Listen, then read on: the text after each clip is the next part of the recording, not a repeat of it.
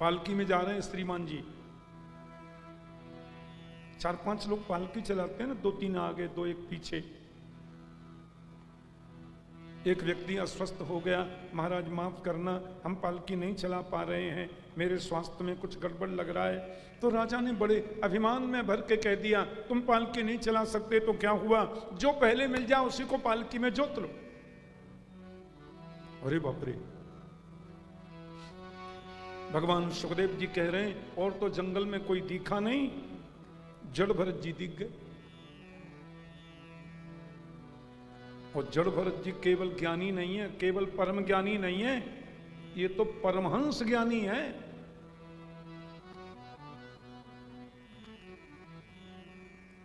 और जो पक्के परमहंस होते हैं वो छत्र चमर लेकर डोलते नहीं है, वो तो नंगे पैरी डोलते हैं। सबई भूमि गोपाल की जहां में अटक कहा, और जाके मन में अटक है सोई अटक रहा। वो जानते हैं कि सब कुछ शरीर का होता है। गुलाब की माला पहना दो तो उन्हें कोई असर नहीं, और 2 मुट्ठी बालू फेंक दो तो उन्हें कोई असर नहीं। और यही पद्धति सुखदेव भगवान की है। इतना बड़ा ज्ञानी, इतना बड़ा योगी, इतना बड़ा परमहंस इस स्टेज पर पहुंच चुका है, देहाध्यास की जिसकी निवृत्ति हो चुकी है। ये चिंतन की सर्वोत्कृष्ट परिणति का परिणाम है। या चले गए इधर। अच्छा, छरेरा बदन है, लंबे तगड़े हैं, नैष्ठिक बाल ब्रह्मचारी हैं। कार ने अपने कंधे से पालकी उठा के जड़ भरत के कंधे पर धर दी। चलो चल रहे। देखो, कोई अभिमान नहीं, कोई गुमान नहीं। अब पैर के नीचे कोई चेंटी आ गई। जड़ भरत जी चलते हैं तो 4-5 हाथ जमीन देखते चलते हैं, मेरे पैर के नीचे कोई चेंटी ना आ जाए।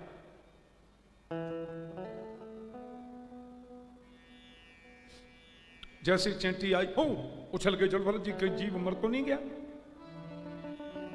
अच्छा, पालकी ढोने वाला जब उछलेगा तो बैठने वाले की हालत क्या होगी? पालकी मुंह पर एक बल्ली और होती है, घुमावदार मोटी, जिस पे पालकी रुकी रहती है। और रहुगण भी उछला, उसका सिर लगा बल्ली में। बड़ी गुस्सा आ गई राजा को। अरे तुम लोग ढंग से पालकी नहीं चलाते, मेरे कोमल सिर में, हाँ कोमल तो है ही, हमारे कोमल सिर में चोट लग गई, तुम लोगों को शऊर नहीं है? लोग बोले माफ करना साहब, हमारी कोई गलती नहीं है, ये अभी जो तगड़ा सब बाबा हमने पालकी में जोता है ये उछल जाता है।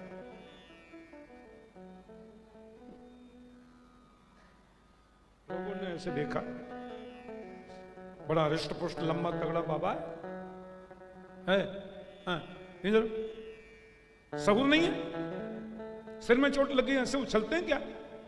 भाग्य है तेरा जो तुझे मेरी पालकी ढोने का अवसर मिला।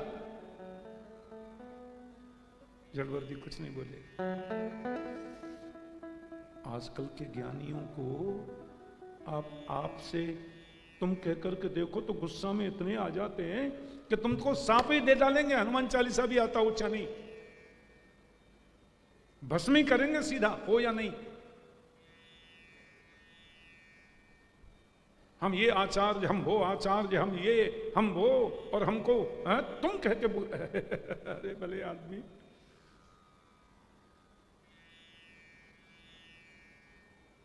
ठीक है, चलो चलो। जड़भरत जी तो अपनी मस्ती में चल रहे। फिर कोई छोटा जीव पैर के नीचे आया, बाबा फिर उछल गए।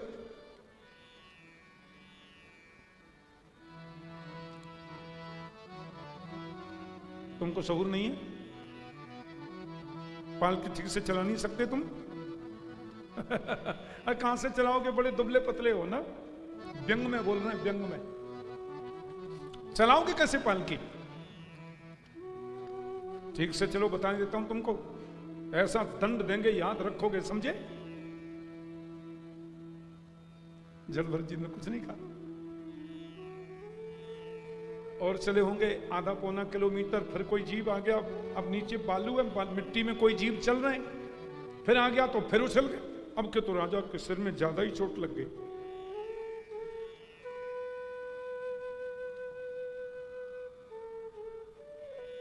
सुनो, मैं बार बार तुमसे कहता हूं कि पालकी ढंग से चलाओ, लेकिन तुम सुनने को राजी नहीं हो। अरे तू तो जीवित ही मुर्दे के समाने भले आदमी, जैसे मरे हुए आदमी से कोई कुछ भी बकता रहो वो जवाब नहीं देता है। हम कह रहे हैं ठीक से चलो, ठीक से चलो, लेकिन तू सुनता ही नहीं। करो मिते चिकित्साम, मैं तुम्हारी ऐसी चिकित्सा करूंगा जीवन भर याद रखोगे, समझे। और सुनो, दंड देने में यमराज के बाद अपना ही नंबर है। कहां से चले आते हैं पागल, ऐसे भूल गया।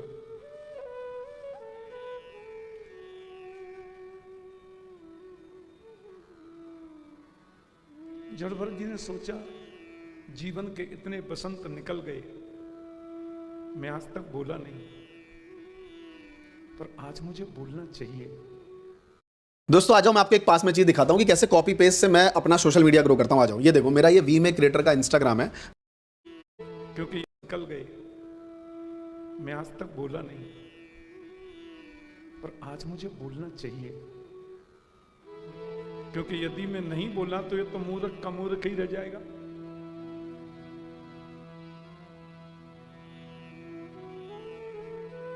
नीचे 3-3 गद्दे बिछे हों, बढ़िया मसनद पीछे लगी हो, 4-4 एयर कंडीशन लगे हों, 2 इधर 2 उधर, बढ़िया श्रेष्ठतम माइक सामने लगा हो, आप जैसे सुधी श्रोता कथा को श्रवण कर रहे हो, तो 4 घंटा क्या मैं 40 घंटे बोल सकता हूं। बोलो जय श्री कृष्ण। लेकिन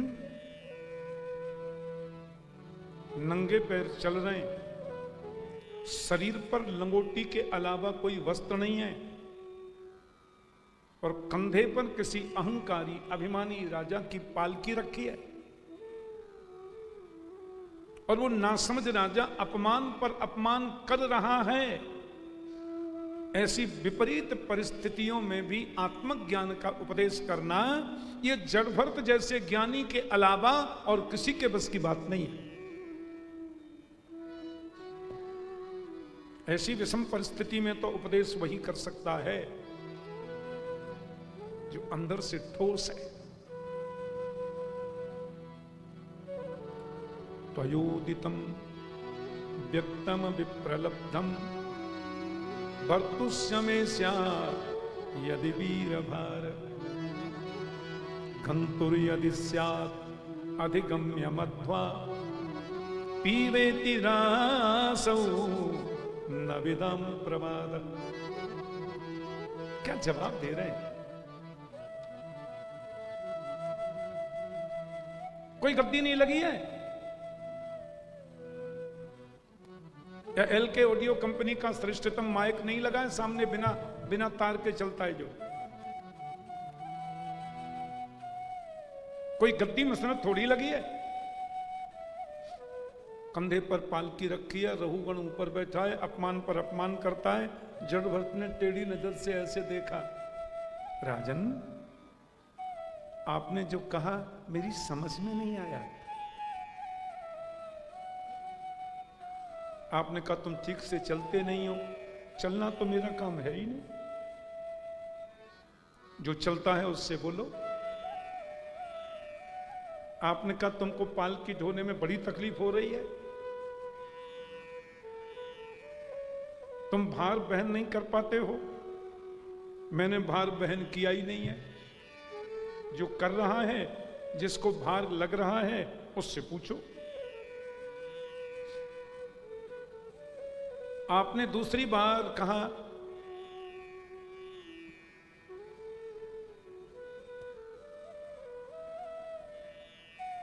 जीवित ही मुर्दे के समान लगते हो। बार बार कहता हूं पालकी ढंग से चलाओ, लेकिन तुम कौन जीवित कौन मर गया?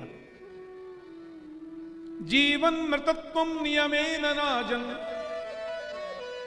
आद्यंत वद्यत विकृतस्य दृष्टम स्वस्वाम्य भावो ध्रुव ईद्य तत्र तदिहुच्यते सौ विधिकृत्य योग। ध्यान से सुनना। देखो, मैंने कभी जन्म लिया ही नहीं और मरना कभी है नहीं। जन्म लेना, बच्चा होना, किशोर बनना, जवान होना, बूढ़ा होना, मर जाना, ये तो शरीर का धर्म है, मेरा नहीं। जीवन मृतत्वम नियमेन राजन,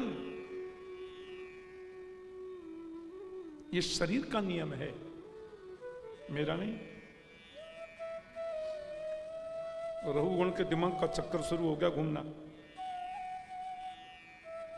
ये कुछ बहुत है, ये पालकी ढोने वाला तो नहीं है।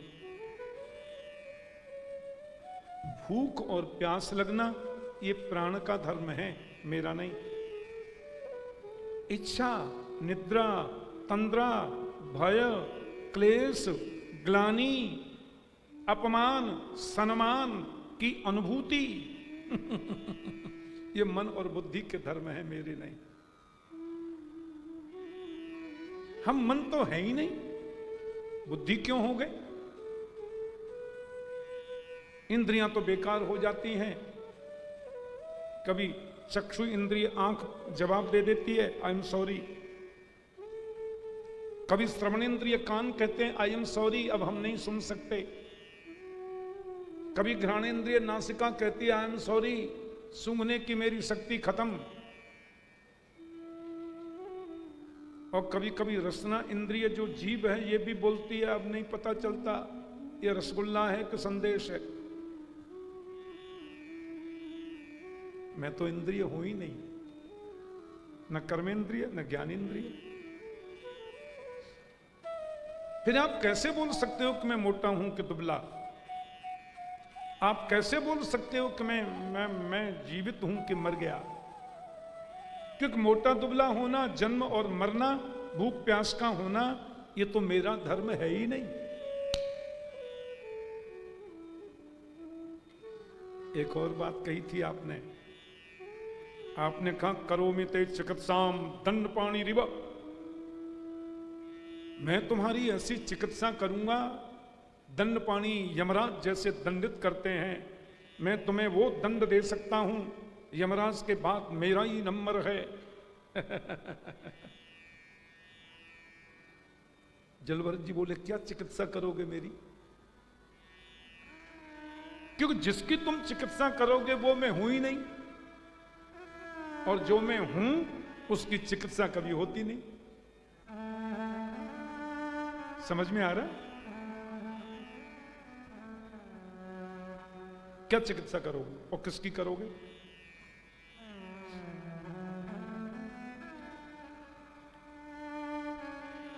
रहुगुण पालकी से कूदा नहीं, गिरा और चरणों में गिरा सीधे। कस्तम निगूढ़ सिद्धिजानाम विवर्षी सूत्रम कतमोपधूत कस्यासि कुत्रत्य इहापि कस्मात् क्षेमाय नश्चोति नोत शुक्ल। आप कौन है? आप कौन है महाराज? ओहो, Angel One app is built for traders. Open free Demat account. उदाहरण।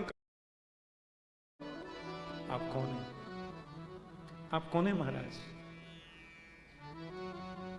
ओहो, विभर्ष सूत्रम, आपने जनेऊ धारण कर रखा है, तो ये तो कन्फर्म है कि आप कोई द्विज हैं।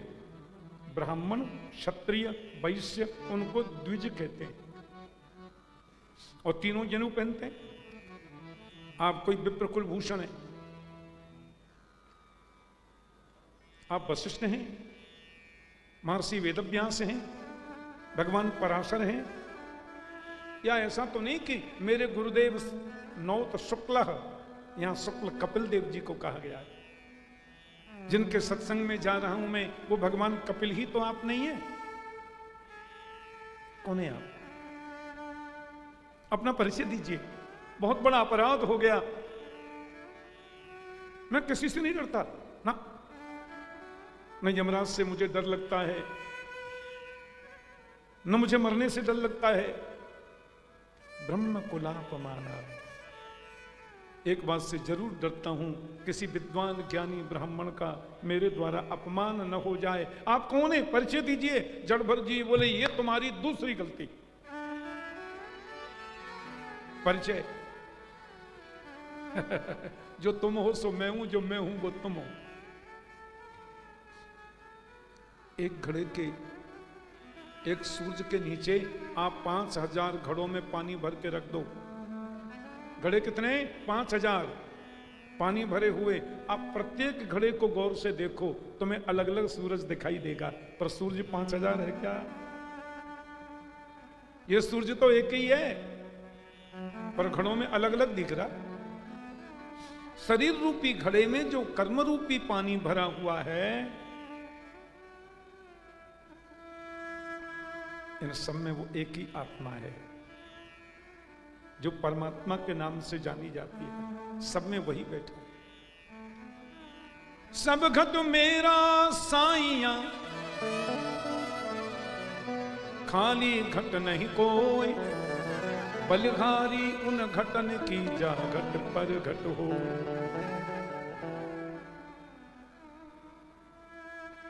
घूंघट के पट खोल रे,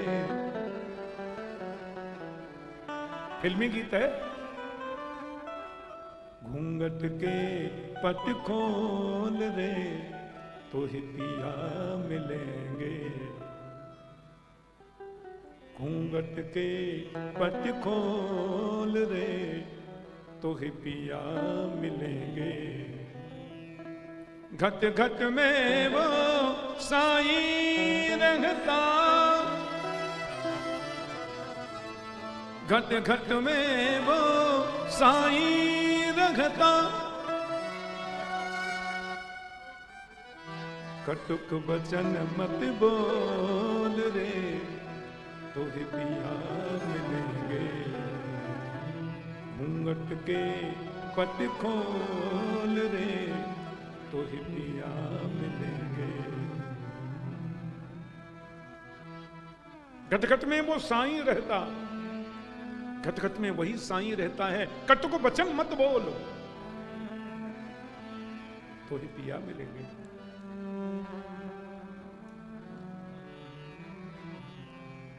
किसकी चिकित्सा? सब एक है। एक नूर से सब जग उपजा, कौन भले को मंदे।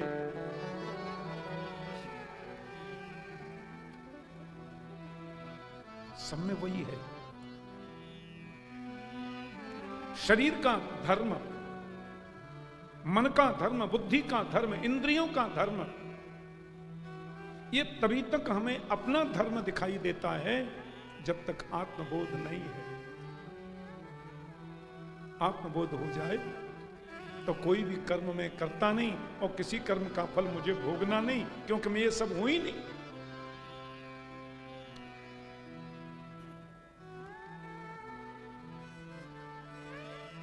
तो आपने जो पालकी कंधे पे रखी थी उसकी तकलीफ आपको नहीं, और क्यों होगी?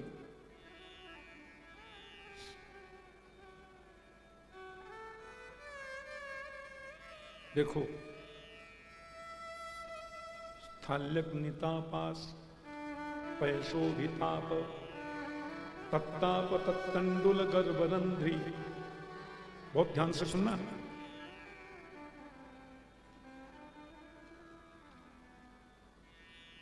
हमने चूल्हे में अग्नि लगाई, राजा कह रहा है, ऊपर बर्तन रखा, बर्तन में पानी भरा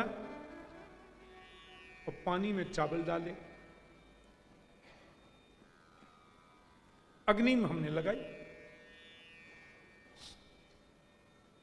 तुम्हारा शरीर का संबंध इंद्रियों से है, इंद्रियों का संबंध मन से है, मन का संबंध बुद्धि से है, और बुद्धि का संबंध अन्योन्याश्रित आत्मा से है, तो शरीर पर आने वाली तकलीफ का अनुभव आत्मा को क्यों नहीं होगा?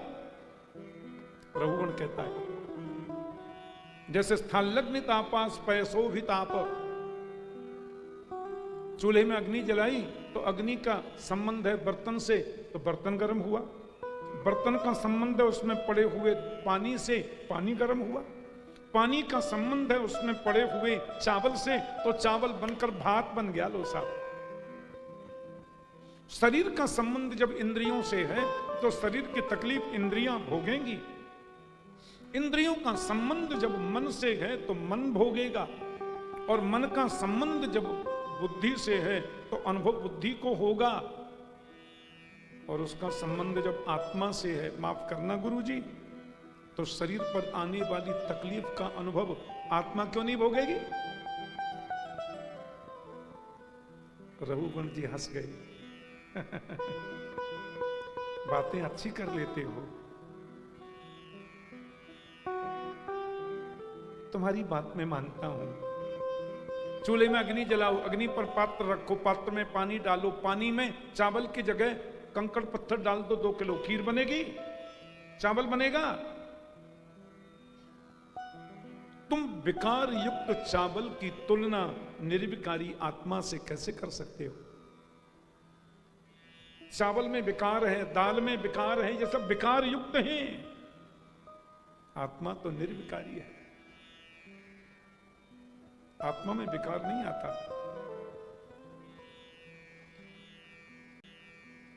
एक महात्मा जी के आश्रम में 500 महात्मा और रहते थे, और जो गुरु जी थे, लंबी दाढ़ी थी उनकी, सुंदर जटा थी।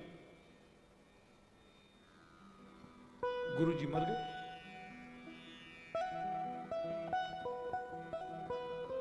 अब वहां 10-5 महात्मा जो थे वो बेचारे रोने लगे, अरे गुरु जी तो मर गए, गुरु जी तो मर गए। अब उन्हीं महात्माओं में एक परम ज्ञानी महात्मा था, वो हंस रहा था। शर्म नहीं आती तुम्हें? ये गुरु जी मर गए और तुम रोता नहीं है? वो ज्ञानी महात्मा बोले, जिंदे कब थे? ये कभी जिंदे थे क्या? अरे 2 मिनट पहले जिंदे थे, अब मर गए।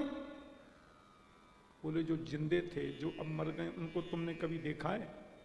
कैसे थे बताओ? बोले 3.5 हाथ के थे, गोरा गोरा शरीर था और लंबी जटा थी और सुंदर दाढ़ी थी। बोले वो तो सामने है, फिर रोते क्यों? जटा भी है, दाढ़ी भी है, 3.5 हाथ का शरीर भी है, कलर गोरा भी है, फिर रोते क्यों? बोले हम उसके लिए रो रहे हैं जो इसमें से निकल गया। बोले उसको तुमने कभी देखा है? तुम 1000 उदाहरण देकर भी नहीं बता सकते वो कैसा था। और जो सामने पड़ा हुआ है वो कभी जिंदा था ही नहीं, और जो जिंदा था, हंसता बोलता था, वो कैसा था ये तुमको पता नहीं।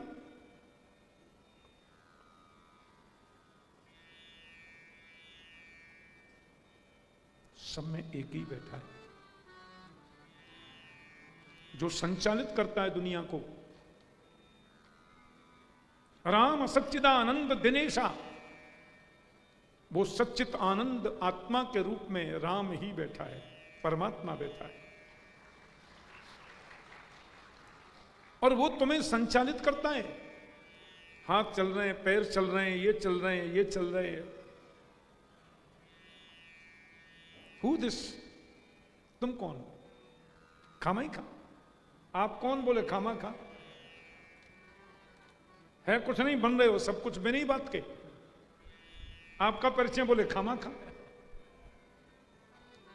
जो है उसको तुमने देखा नहीं, और जो गया है उसको तुम जानते नहीं, और जो है उसको जबरदस्ती अपना मान रहे हो जो तुम्हारा था ही नहीं। और यदि तुम्हारा है तो फिर रोते क्यों? ये तो सामने पड़ा है।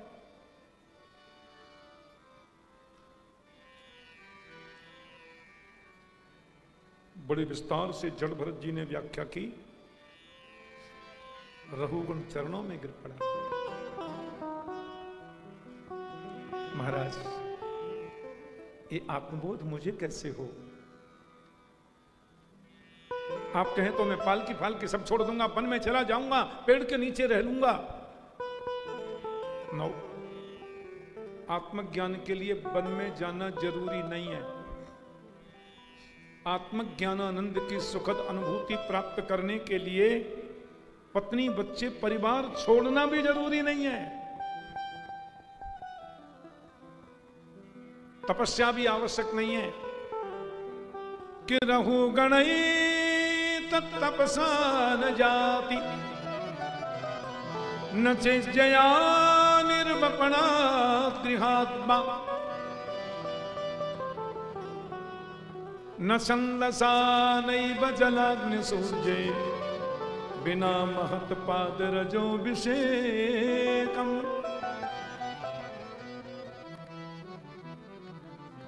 तपस्या से आत्मबोध नहीं होता। हो सकता है, गारंटी नहीं है। रघुगण को जड़ भर जी बता रहे, तपसा न जाती। विश्वामित्र ने 60,000 बरस तक तपस्या की थी, सब लोग जानते हैं कथा।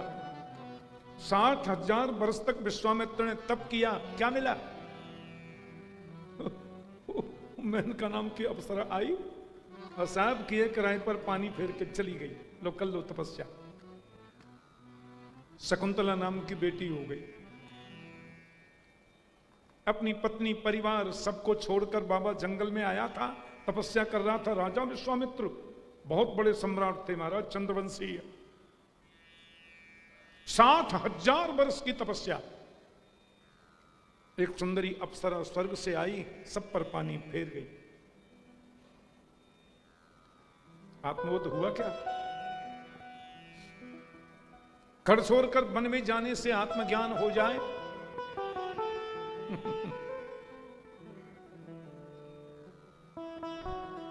हिरण तो वन में ही रहता है। लक्कड़ भग्गा देखा? लक्कड़ भग्गा वो जंगल में ही रहता है, जंगल में ही खाता है, जंगल में ही सोता है। निर्वपणात् गृहात्मा। तो बहुत छंद शास्त्रों का अध्ययन करने से आत्मबोध होगा। बोले न छंदसा। इतने पानी में खड़े हो जाएं, नैव जलाग्नि सूर्ये, न कंठ भर पानी में खड़े होकर तपस्या से आत्मबोध होगा, न पंचाग्नि तापने से। हो सकता है, कंफर्म नहीं है। हो जाए तो 2 दिन में हो जाए। न छंदसा नैव जलाग्नि सूर्ये। तो कैसे होगा? बोले बिना महत पादरजोभिषेकम। जब तक ज्ञानी महापुरुषों के चरणों में बैठकर सत्संग नहीं करोगे, तब तक आत्मबोध नहीं हो सकता। जब बहुकाल करिय सत्संगा, बहुत काल तक सत्संग करो। जिसको जीवन में मिला सत्संग है, उसको हर घड़ी आनंद ही आ। बजा लो ताली, हमको आगे आता ही नहीं। जितना हमें चाहिए उतनी हमको मालूम है। पॉइंट की बात यह है कि सत्संग आत्मबोध कराता है। सत्संग से आत्मविद्या जागृत होती है। इसलिए सत्संग करो।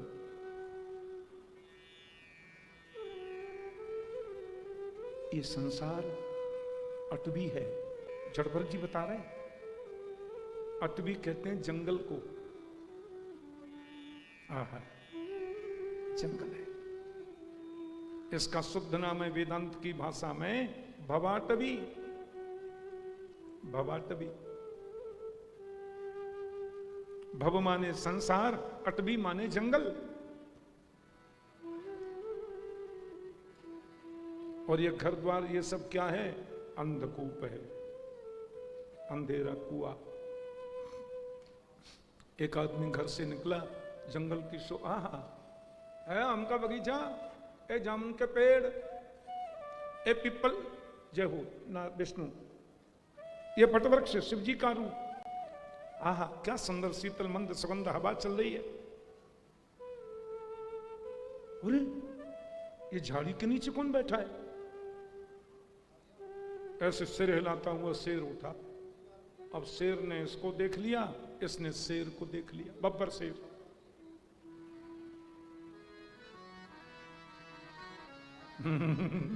शेर बोला ताजा ताजा ब्रेकफास्ट मिला है। शेर चल दिया। ये आदमी बोला हे भगवान अब कहां जाऊं, ये तो मार देगा अभी। शेर को 5 सेकंड लगते हैं मारने में। ऐसे पकड़ के वो अपने उसके, आपने देखे ना शेर के दांत, गत वर्ष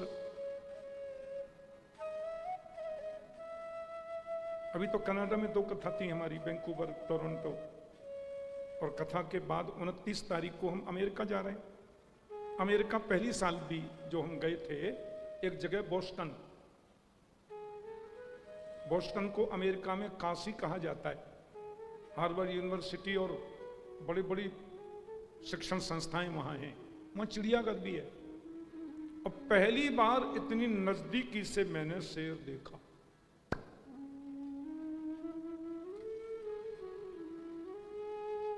हमारे यहाँ तो शेर जहाँ रहता है वहाँ खाई होती है, पानी भरा रहता है, उधर शेर महाराज हैं। वहां शेर को मैंने देखा 3 इंची की दूरी से। बीच में एक जाली लगी थी, बढ़िया जाली। जाली के उधर शेर है, जाली के इधर हम खड़े, बस। शेर और शेरनी दोनों थे वहां। शेर जानता था कि कुछ हो तो सकता नहीं, इनको मैं मार तो सकता नहीं, फायदा क्या है। तो ऐसे बेचारा जाली से सट सट कर ऐसे डोल रहा है। फिर उसने उसे किया एक बार, तो मैंने देखा उसके 2 दांत यहां 2 यहां, इतने बड़े बड़े। जो दिखाने गया था संग वो बोला इन्हीं से तो मारता है। बस एक गला पकड़कर दांतों को यहां 1, 2, 3 सेकंड तक गाड़ता है, खत्म। सांस नली रुकी, आदमी खत्म, जीव जंतु खत्म। फिर ये प्रेम से उनका नाश्ता भोजन जो करना है करता है। ये आदमी भागा, भैया शेर भी गया। कहां जाऊं, किधर जाऊं? तो इसने देखा एक कुआं है, जो जिस रास्ते पे चल रहा था उसके किनारे कुआं, बहुत बड़ा कुआं, और कुएं की बगल में टंगा लगा है पीपल का पेड़, और पीपल के पेड़ की एक डाली बीच कुआं में ऐसे लटकी हुई है। इस आदमी ने डर के मारे वो डाली पकड़ी और कुआं में लटक गया। शेर भी आ गया। कुएं के मुंह पर शेर खड़ा है, ऐसे देख रहा है। ये आदमी ऐसे डाली पकड़ के लटका हुआ है, शेर को ये देख रहा है। शेर बोला कभी तो निकलेगा, ऊपर आएगा, ब्रेकफास्ट हमारा होगा। शेर बार बार जीभ निकाल करके सांस लेता है, देख रहा है। काफी नीचे तक लटका था ये। अब इसने कहा भाई कुछ मेरे हाथ भी थोड़े से हैं, थक रहे हैं, कब तक लटका रहूंगा? मान लो मेरा हाथ छूट गया तो ये जानकारी तो मुझे होनी चाहिए कि कुआं में पानी कितना है। मान लो मैं गिर भी जाऊं, फिर कैसे भी निकलूं, तो जानकारी तो हो कि पानी कितना है।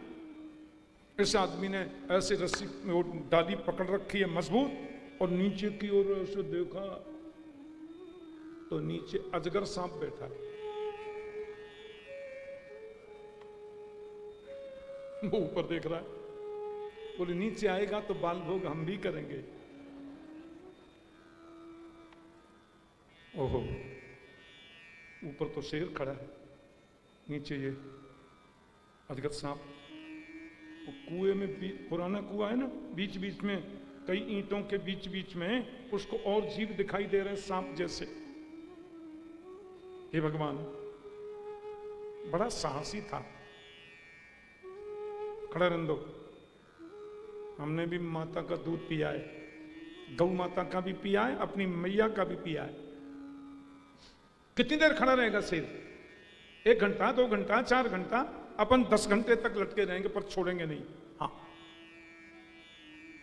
फिर उसने सोचा भाई जिस डाली को पकड़ करके मैं लटका हुआ हूं, ये जानकारी तो होनी चाहिए कि वो डाली मजबूत कितनी है। उसने उस डाली की जड़ की ओर देखा, जहां से वो डाली निकल रही थी पेड़ से, वहां 2 चूहे बैठे और दोनों चूहे उस डाली को काट रहे हैं। एक सफेद चूहा है, एक काला चूहा है।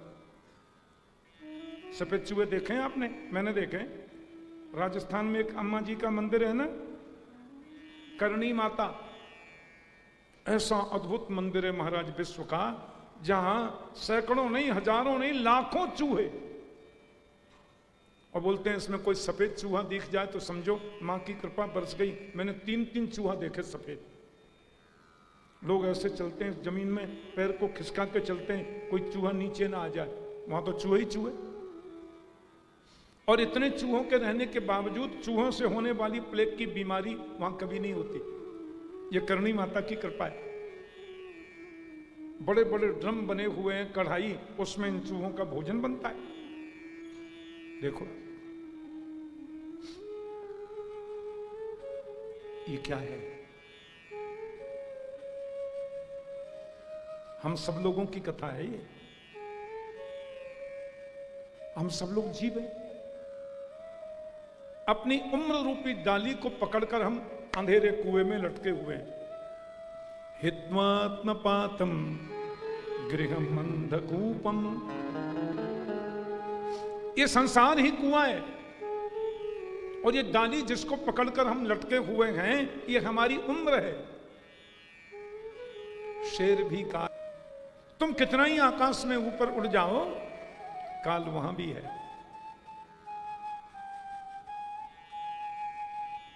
जब विदेशों की लंबी यात्रा पे हम जाते हैं, बड़े आराम से सोते हुए जाते हैं, 40,000 फीट की ऊंचाई पे उड़ रहे हैं, कभी कभी अनाउंस आता है, कृपया ध्यान दीजिए हम अभी खराब मौसम से गुजर रहे हैं, अपनी सीट बेल्ट कस के बांध लीजिए और आप उठेंगे नहीं। एक बार तो हनुमान चालीसा अपने आप ही शुरू हो जाता है, बोलो जय श्री कृष्ण। 40,000 फीट की ऊंचाई है, पता नहीं बाहर कोई आंधी बांधी आकाश में आ गई होगी, तो वो इतना बड़ा प्लेन, जितना बड़ा ये सत्संग भवन है, इससे बड़ा होता है लंबाई में। और वो जब हिलता है तो फिर जय हनुमान ज्ञान गुण सागर जय कपीस लोक उजागर, हनुमान चालीसा शुरू हो जाता है। क्योंकि नीचे कोई आधार तो है नहीं, हवाई में तो है।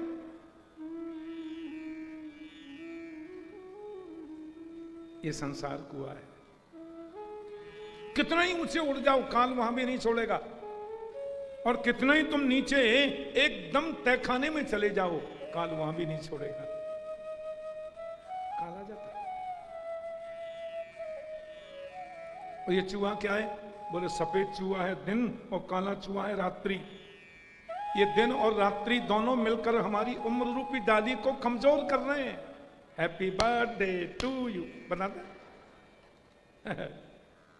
क्या हो रहा है? अरे 25 वर्ष हो गए, 25वां जन्मदिन मना रहे हैं। हाँ हाँ, ताली बज रही है, कमर मटका के अंग्रेजी में नाच रहे हैं। अरे 25 वर्ष के नहीं हुए, तुम्हारी उम्र 25 वर्ष कम हो गई। ये डाली, ये उम्र रूपी डाली कमजोर होती जा रही है। उसमें 25 वर्ष गए। खुशी होने की बात है क्या? मोमबत्ती बुझा रहे हैं, बुझा दे जीवन भर अंधेरा तो भी रहे। अध्यात्म की दृष्टि से देखो तो हमारी उम्र बढ़ नहीं रही है, हमारी उम्र कम होती जा रही है, कम होती जा रही है।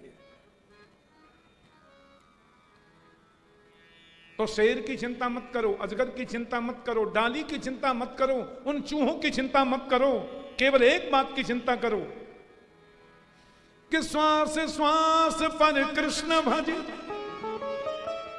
वृथा श्वास जन खोय, ना जाने या श्वास की आवन हो न हो। श्वास जाएगी, हर श्वास पर प्रभु की याद करो। दुख में सुमिरन सब करे, सुख में करहि न कोय। जो सुख में सुमिरन करे तो दुख काहे को। अध्यात्म तुम्हें बल देता है। 2011 की बात है, दिल्ली से एयर इंडिया के नॉन स्टॉप फ्लाइट में हम जा रहे थे न्यूयॉर्क अमेरिका। कम से कम 2.5 से 3 लाख लीटर उसमें तेल था। इतनी लंबी यात्रा पे जाते हैं तो 2.5-3 लाख लीटर तेल रहता है। 16 घंटे ऊपर आकाश में रहेंगे और हर सेकंड में तकरीबन 4 लीटर तेल लगता है। और दिल्ली से उड़ करके उसने अनाउंस में बताया कि हम लोग जगाधरी, कोई जगह हरियाणा में, जगाधरी के ऊपर होके चल रहे हैं। इतने में इंजन के एक पंखे में स्पार्किंग आ गई, जरा सी चिंगारी। और चिंगारी जैसे ही यात्रियों ने देखी, मैंने तो नहीं देखी थी, मैं तो डोंगरे जी की कोई पुस्तक है वो पढ़ रहा था, सत्संग के मोती उस पुस्तक का नाम था। अब उसमें कई बेचारे हमारे बंगाल के भक्त बैठे थे, बंगाल के, कोई सॉफ्टवेयर इंजीनियर है, कोई डॉक्टर है, अमेरिका जा रहे हैं। और उन्होंने रोना शुरू किया, बाबा आमी मोरी जाबो, এই কি হচ্ছে বাবা, এ তরুণ कुछ करो तुम्हें बाबा। पूरे हवाई जहाज में जोर जोर से हल्ला मचने लग गया। 500-700 आदमी बैठे थे।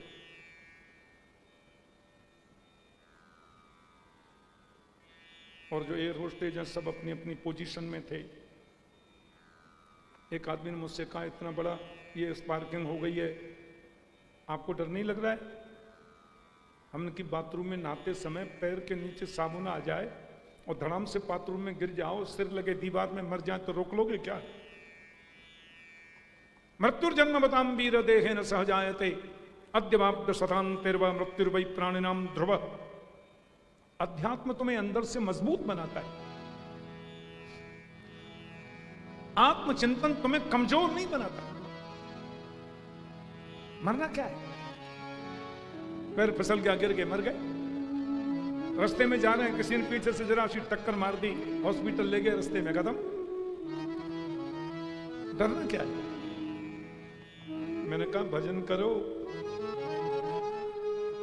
इतने में पायलट ने अनाउंस किया, आप लोग घबराई नहीं, हम वापस दिल्ली चल रहे हैं। और जिस इंजन में स्पार्किंग हुई है उस इंजन को बंद कर दिया।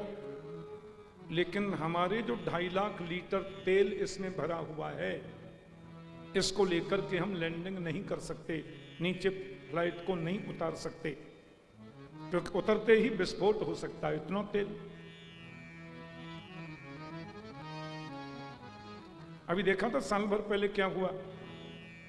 दिल्ली से इंग्लैंड के लिए जा रहा था, यहां से अमेरिका जाओ तो इंग्लैंड बीच में पड़ता है।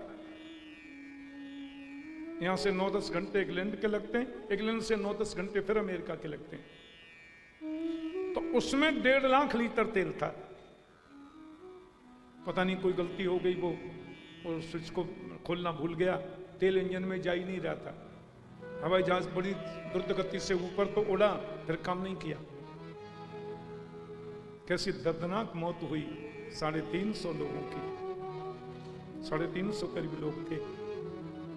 तो उसमें इतना तेल नहीं होता तो शायद, पर वो इतना 1.5 लाख लीटर तेल था, वो धड़ाम से गिरा छत पे, हो गया विस्फोट। 1 मिनट नहीं लगी, लोगों की पहचान तक नहीं हुई। उसमें गुजरात के पूर्व मुख्यमंत्री भी बैठे थे, वो अपनी बेटी से मिलने जा रहे थे इंग्लैंड। मैं निवेदन ये कर रहा हूं कि डर शेर का नहीं है, डर अजगर का नहीं है। वो डाली पर बैठे हुए चूहे जो काट रहे हैं उसकी भी चिंता मत करो उम्र को।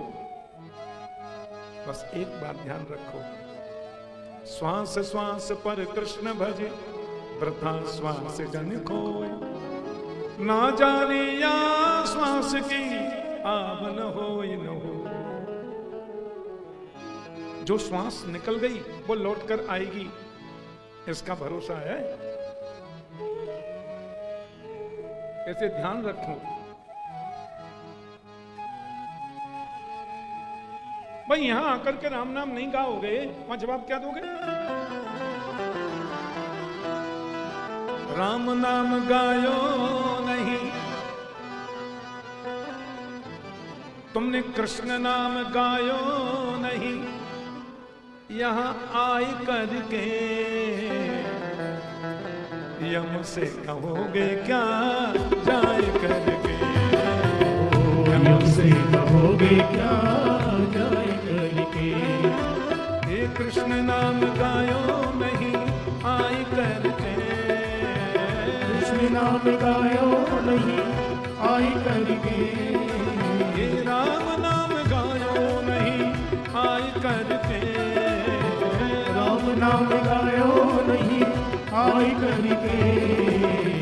हरि से कहोगे क्या जाए करके। हरि से कहोगे क्या जाए करके। यम राज से कहोगे क्या जाए करके। यमराज से कहोगे क्या जाए करके। राजा राम राम राम, राजा राम राम, राजा राम राम राम, राजा राम राम राम, सीता राम राम राम, राजा राम राम राम, सीता राम राम राम। राजा राम राम राम, सीता राम राम राम, राजा राम राम राम, सीता राम राम राम। राजा राम राम राम, राजा राम राम राम, राजा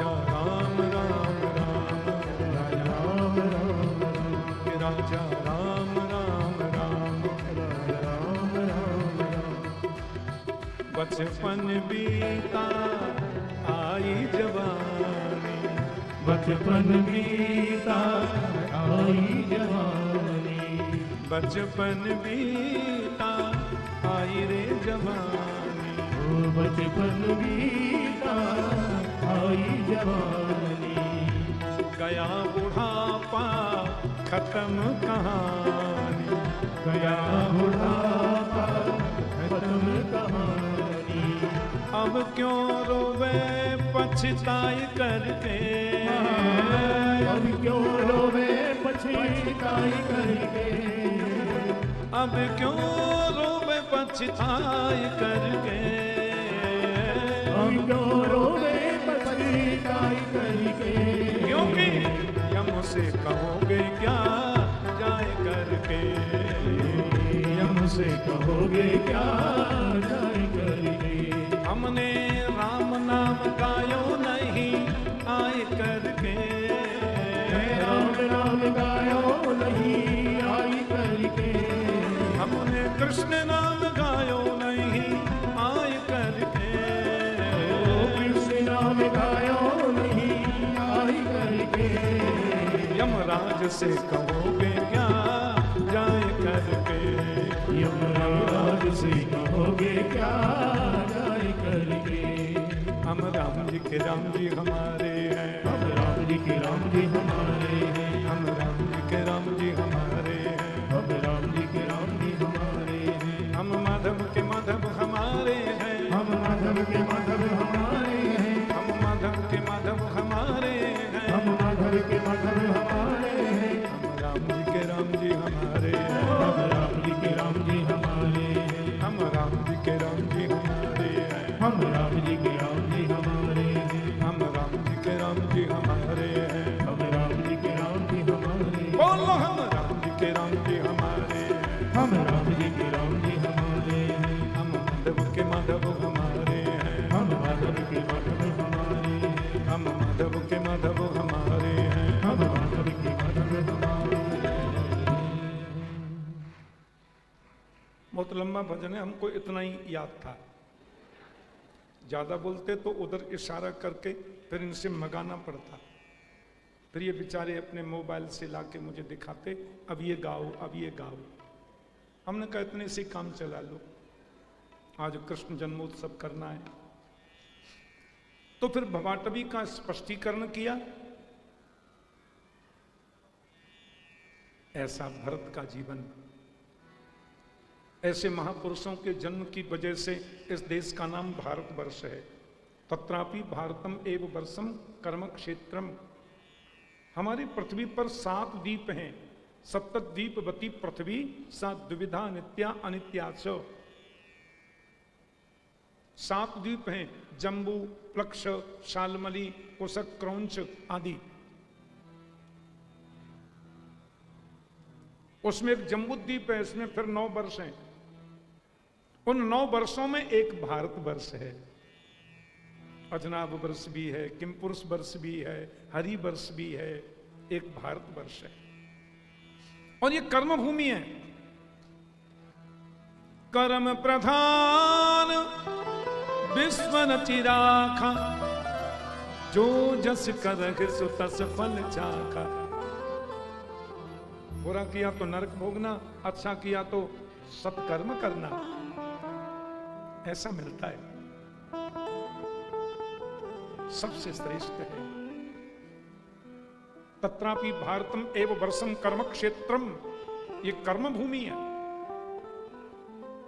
ना भुक्तम क्षीयते कर्म जन्म कोटि शतैरपि, अवश्यम एव भुक्तव्यम कृतम कर्म शुभाशुभम। जो किया है वो भोगना पड़ता है। राजा ने कहा महाराज जी क्या क्या? फिर उन्होंने 28 प्रकार के नरक बताए। मैं संक्षिप्त में जल्दी कर रहा हूं। तामिस्त्र, अंधतामिस्त्र, रौरव, महारौरव, कुंभीपाक, कालसूत्र, अशुपत्र वन, ये सब इन नरकों के नाम हैं। ऐसे नाम है। और जो यहां जो जो करता है सब कंप्यूटराइज है। पूरी दुनिया, परमात्मा की पूरी सृष्टि कंप्यूटराइज है भाई जी। कोई हेर फेर नहीं हो सकती, कोई बदलाव नहीं हो सकता। जो किया है वो भोगना पड़ेगा, कन्फर्म है। राजा बोले मान लो हमको नरक में नहीं जाना है, गलती हो गई थी, क्या करें? बोले प्रायश्चित करो कि कर्मणा कर्म निर्हारो न ह्यात्यन्ते करिष्यते अविद्ववद कारित्वा प्रायश्चित्यम विमर्शनम। प्रायश्चित करो तो कर्म का फल भोगना नहीं पड़ता। अच्छा, प्रायश्चित का मतलब मालूम है? पश्चाताप। आई एम सॉरी, अब खाई सो खाई, आगे खाई सो राम दुहाई, ये पश्चाताप है, प्रायश्चित है। और प्रायश्चित कई प्रकार से होता है। तपसा ब्रह्मचर्येण शमेन च दमेन च प्रायश्चित्यानि पापानां ज्ञातोक्तानि महर्षिभिः। कोई तपस्या के द्वारा प्रायश्चित करता है, कोई यम, नियम, आसन, प्राणायाम, प्रत्याहार, धारणा, ध्यान, अरे कितने प्रायश्चित हैं। पर सबसे ऊंचा प्रायश्चित केवल एक है। केचित केवलया भक्त्या वासुदेव परायणा। केचित केवलया भक्त्या वासुदेव परायणा। अघम भुन्वन्ति कार्ष्ण्येन निहारम इव भास्कर। क्या सुंदर उदाहरण दे रहे हैं सुखदेव जी। संसार के समस्त पापों का सबसे उत्तम, सबसे श्रेष्ठ यदि प्रायश्चित कोई है तो गोविंद के चरणों की भक्ति, और कोई प्रायश्चित नहीं है। इसे करो। अजामिल कन्न कुब्जे दुजक कश्चित दासी पति रजामिला। अजामिल को देखो ना, लंबी कथा है। कान्यकुब्ज गोत्र में जन्मा अजामिल पढ़ा लिखा भी है, विद्वान भी है, शादी भी हो गई है, एक बेटा भी है, पर दासी के संसर्ग से जीवन बदल गया। ऐसा बिगड़ा जीवन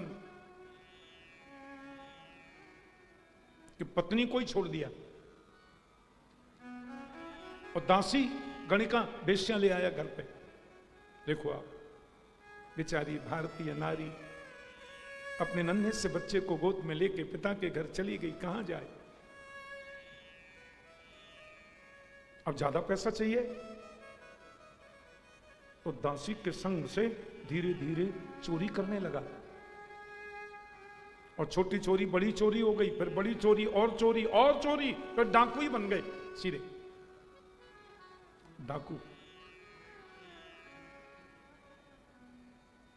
डाकू अजामिल। ऐसे जाए महाराज, लोग एकदम डर जाएं।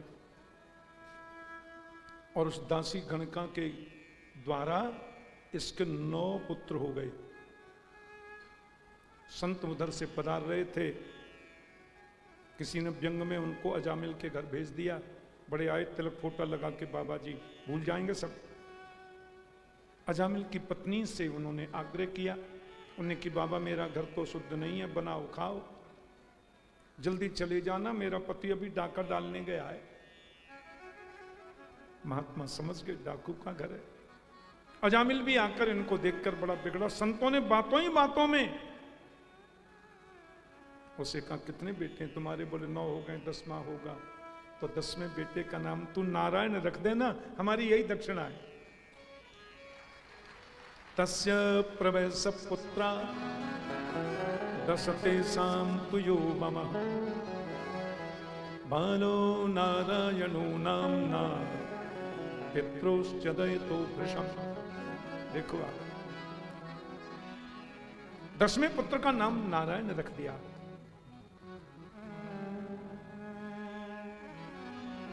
सब लोग जानते हैं कथा। मरते समय यमराज के दूत इसको लेने आए। दूरे क्रीडन का सक्तम पुत्रम नारायणाभयम प्लावितेन स्वरेणोच्चैः आजुहाव कुलेन्द्रिय। थोड़ी दूर पर बेटा नारायण खेल रहा था, चिल्लाया, नारायण आओ। जन्म जन्म मुनि जतन कराही अंतरा कहे आवत नाही। भगवान का नाम लिया इसने। यमराज के दूतों ने भगवान के दूतों से संवाद किया। प्रभु के पार्षद बचाने आ गए, दूतों को भगाया। यमराज ने भी कहा, तुम भाग्यवंत हो, भगवान के पार्षदों का तुमने दर्शन कर लिया। अजामिल ने प्रायश्चित किया, बेटे का नाम गाने से नरक जाने से बच गया मैं। यदि सच्चे मन से गाऊंगा क्या मुझे मुक्ति नहीं मिलेगी? देखो आप, बाद में अजामिल को मोक्ष मिला। तस्मात् संकीर्तनम विष्णु जगन्मंगलमंहषा महतामपि कौरव्य विद्यैकान्तिक निष्कृतिम। भगवान विष्णु के कीर्तन का असर देखा। अजामिलोऽप्येनैव मृत्यु पाशाद मुच्यत। अजामिल मृत्यु के पास से मुक्त हो गया।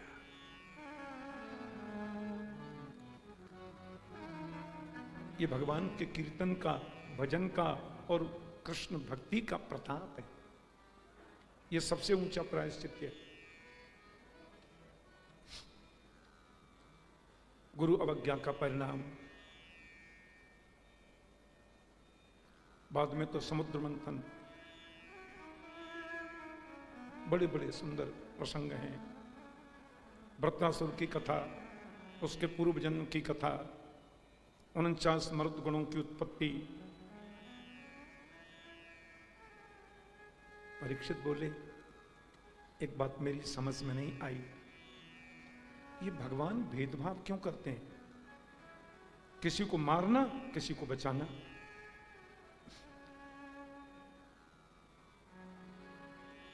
इंद्रस्यार्थे कथम दैत्यान अवधीत विषमो यथा।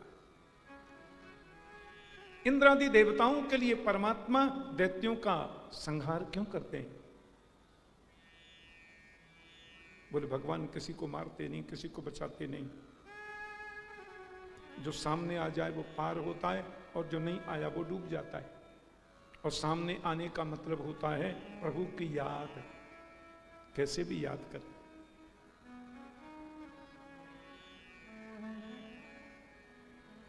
सक्रिदेव प्रपन्नाय, वाल्मीकि रामायण। सक्रिदेव प्रपन्नाय तवास्मीति तु याचते, अभयं सर्वभूतेभ्यो ददाम्येतत्व्रतं मम। सकृत का मतलब है एक बार कोई भगवान के सामने आके बोल दे मैं आपका हूं, नाथ तवाहम नमामकीनस्त्वं सर्वभूतेभ्यो अभयम ददामि एतत् मम व्रतम। मैं प्राणी मात्र से अभय देता हूं, मेरी प्रतिज्ञा है। प्रेम से बोलो जय श्री कृष्ण। सन्मुख होए जीव मोहि जब ही, जन्म कोटि अगनाश हूं तभी।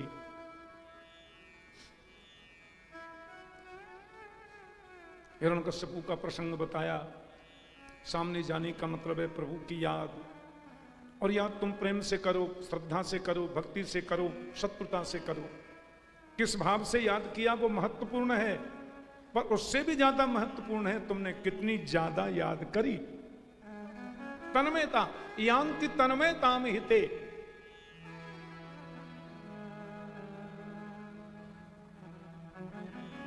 विरागी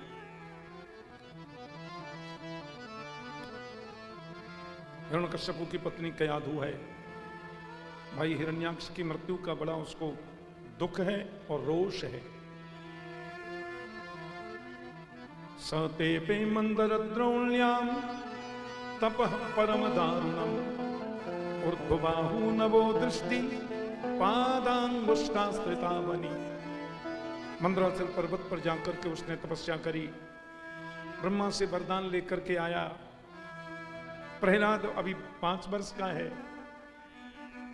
प्रहलाद क्योंकि गोविंद नाम का स्मरण करता है, गान करता है, उसको द्वेष हो गया। बड़ी सुंदर कथा है। और एक दिन तो परिस्थिति ये आ गई, यस्त्वया मंद भाग्योक्तौ मदन्यो जगदीश्वर, क्वासौ यते च सर्वत्र कस्मास्तंभेन दृश्यते। कहां है तेरा परमात्मा, किधर है तेरा भगवान? सर्वत्र, सब जगह है। बोले कस्मात स्तंभे ना, सब जगह तो खंबे में क्यों नहीं है? बोले दृश्यते, मुझे दिखाई दे रहा है। खंबे पर प्रहार कर दिया तलवार का, खम्मा पट गया, भगवान नृसिंह बन करके प्रकट हो गए। बोली नृसिंह देव की। सुखदेव जी बहुत गदगद हो गए। परीक्षित सावधान, ये नन्हे से बालक की बात रक्षा करने के लिए भगवान नरसिंह बन करके आ गए। सत्यम विधातुम निज भृत्य भाषितम, व्याप्तिम च भूते स्वखिलेषु चात्मनः, अदृश्यतात्यद्भुत रूपमुद्वहन्, स्तंभे सभायाम न मृगम न मानुषम। अब अपने नन्हे से बालक की बात रक्षा करने के लिए भगवान नरसिंह बन करके आ गए। न मृगम न मानुषम। हिरण्यकश्यपु का उद्धार किया। प्रहलाद ने स्तुति गाई, भक्त भगवान भक्ति वर दे के चले गए। अच्छा, भगवान की याद हम नहीं करते ऐसा नहीं, सब करते हैं, मतलब से करते हैं। दुख में सुमिरन सब करे, सुख में करहि ना कोय, और जो सुख में सुमिरन करें तो दुख काहे को होय। हम सुनते ही नहीं। गजराज के जीवन में संकट आया, पहले पत्नी से सहयोग मांगा, बच्चों से मांगा, कुछ नहीं कर पाया कोई।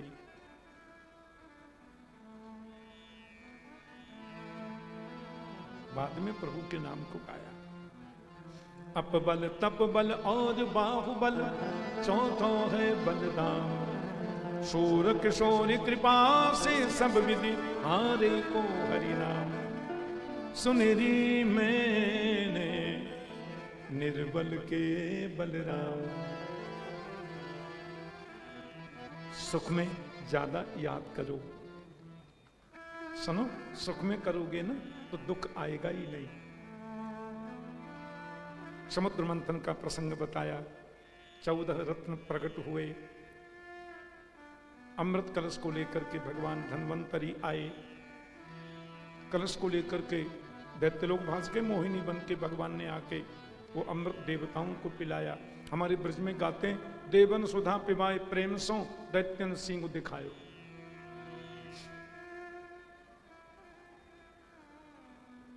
अमृत पी लिया देवताओं ने।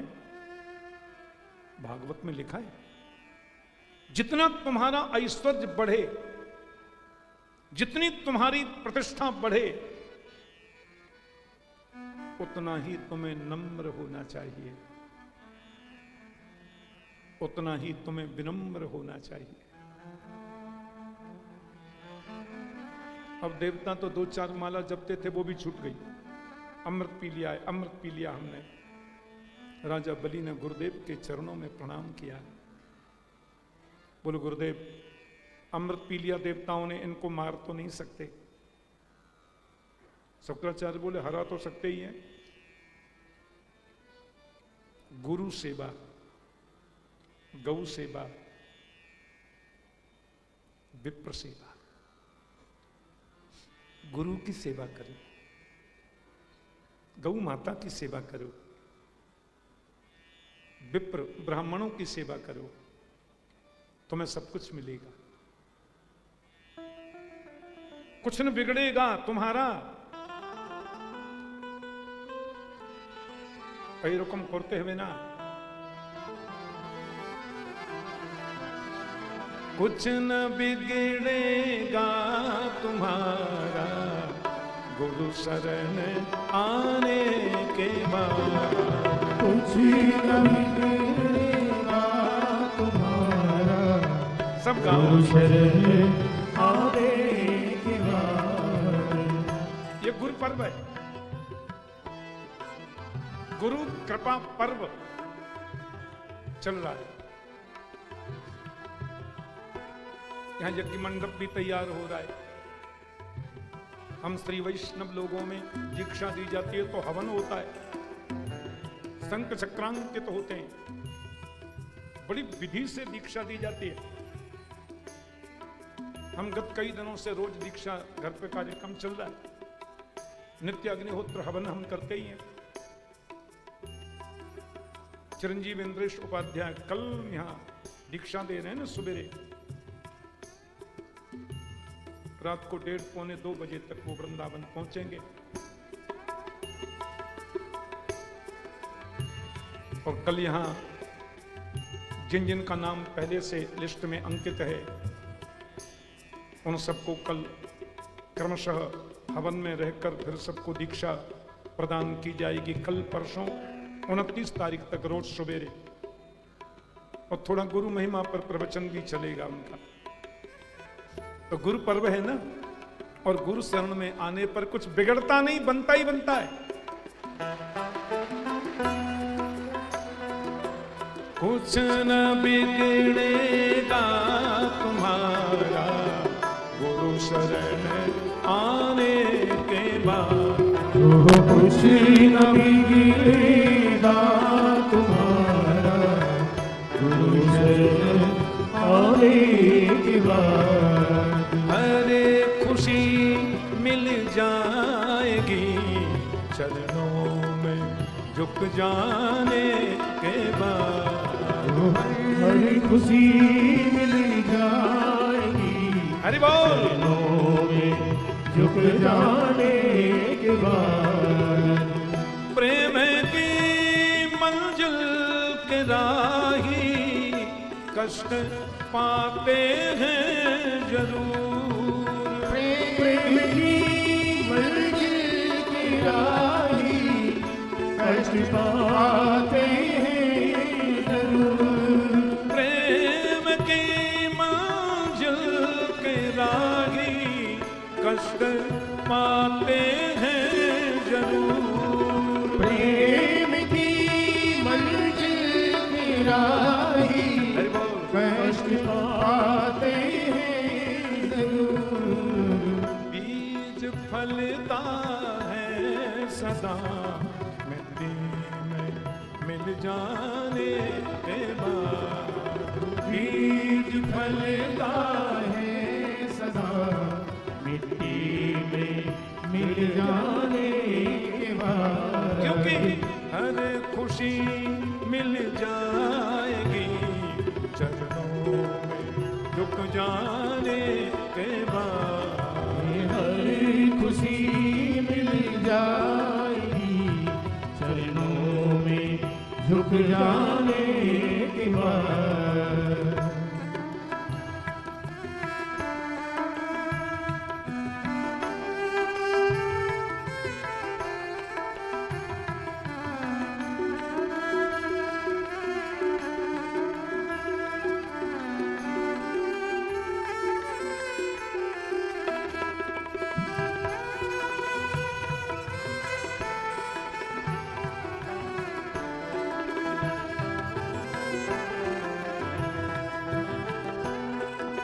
सुंदर भाव है हिंदी के कवि की मार्मिक भावना।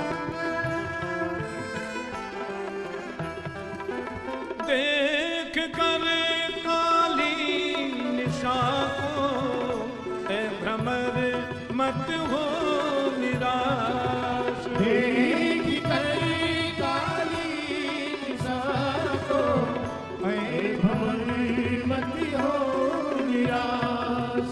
देख कर काली निशा को ए भ्रमर मत हो निराश। देख कर काली निशा को क्यों डरना, क्यों घबराना? मत हो निराश। बंद कलियां फिर खिलेगी रात ढल जाने के बाद। बंद कलियां फिर खिलेगी रात ढल जाने के बाद। कुछ न बिगड़ेगा तुम्हारा हरि शरण आने के बाद। कुछ न बिगड़ेगा तुम्हारा श्याम सुंदर हरि शरण आने की बात। पोषक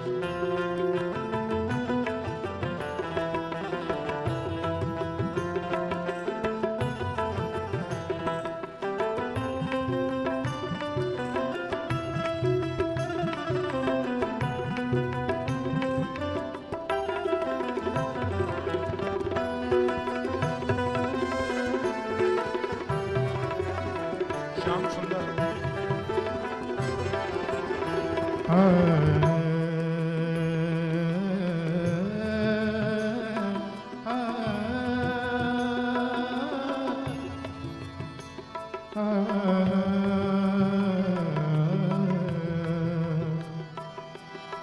ज्ञान को बाण लगो धरनी जब, ज्ञान को बाण लगो धरनी जब, सोबन चौक अचानक जागे। छूट गयो विषया विषबंधन पूरन प्रेम सुधारस पागे। भावत वाद विवाद निषाद, हे भावत वाद विषाद निषाद, न स्वाद जहाँ लग सो सब त्यागे। मुंह खुल गई अखियां जब हमरी, तब से गुरु चरणन से हम लागे। जब से गुरु चरणन से हम लागे। करें क्या? सरल सा उपाय बता दो। बहुत सुंदर पंक्ति है लास्ट। प्रेम कर निष्काम निर्मल, नाम ले घनश्याम का। प्रेम कर निष्काम निर्मल, प्रभु का नाम निर्मल ले निष्काम भाव से नाम लो।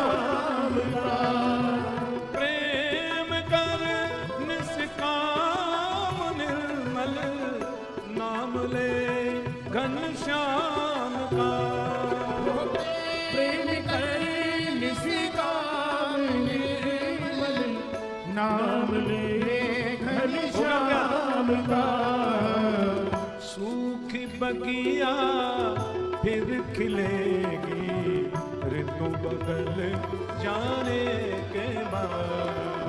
सूखी बगिया फिर खिलेगी, ऋतु बदल जाने के बाद। कुछ न बिगड़ेगा तुम्हारा हरि शरण आने के बाद। कुछ न बिगड़ेगा तुम्हारा गुरु शरण आने के बाद। कुछ न बिगड़ेगा तुम्हारा गुरु शरण आने के बाद। कुछ न बिगड़ेगा गुरु शरण आने के बाद।